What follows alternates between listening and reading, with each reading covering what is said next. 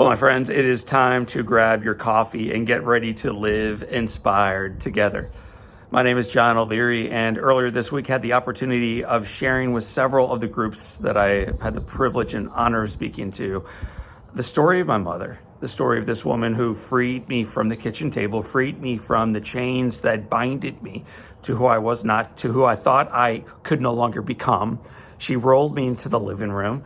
She locked the brakes, walked out. Mrs. Bartello walks in, puts her arm around me and says, "John, this is going to be hard, but we can do it together." And with that, this woman sets out on teaching a little boy in a wheelchair on a morphine drip how to play the piano, but far more than that, how to take a mighty stride forward into life.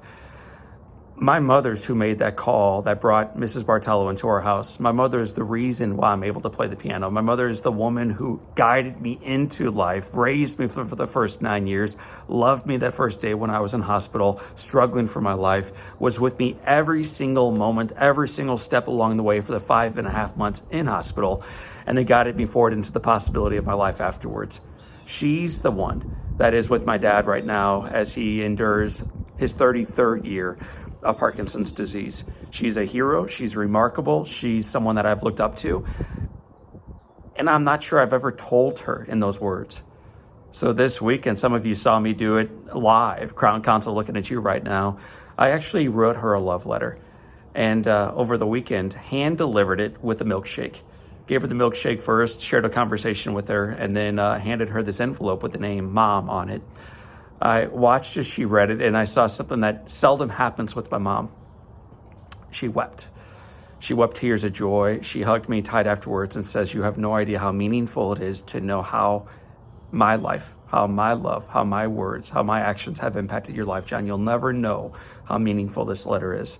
She then pulled me in again, and she hugged me again and looked at me and said, "Thank you, thank you."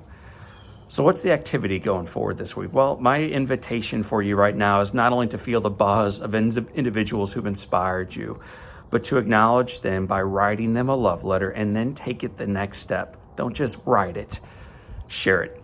It will not only change their world, I think it's going to change yours as well, my friends. Below my little face right here, as you watch this video, you see a picture of Matt. Right there, you'll find the coaching tip for the week. Do not miss it. You're going to find a podcast right below that. It's the first one out of the chute. It's the one we recorded with my favorite guest, my favorite example, my favorite leader. She goes by the name Susan O'Leary. I call her Mom. And although I've recorded 350 or so episodes since then, listen to episode 00 with Susan O'Leary for some real inspiration. You'll see who poured the foundation in my life. And right over there, you're going to find an opportunity to link into an inspiring blog that I wrote. We want to make sure that we keep the journey going forward. We want to make sure we keep the inspiration going with you. And we want to make sure that we do life together. So my friends, click Matt's link. He'll give you the coaching tip for the week. Listen to the podcast, read the blog, and recognize that the foundation is firm. The headwind is real, but the best days remain in front of us this week. We're not only going to feel gratitude, we're going to live gratitude. Write the letter, share the gratitude, and recognize the best days remain in front of us. I'll see you next week.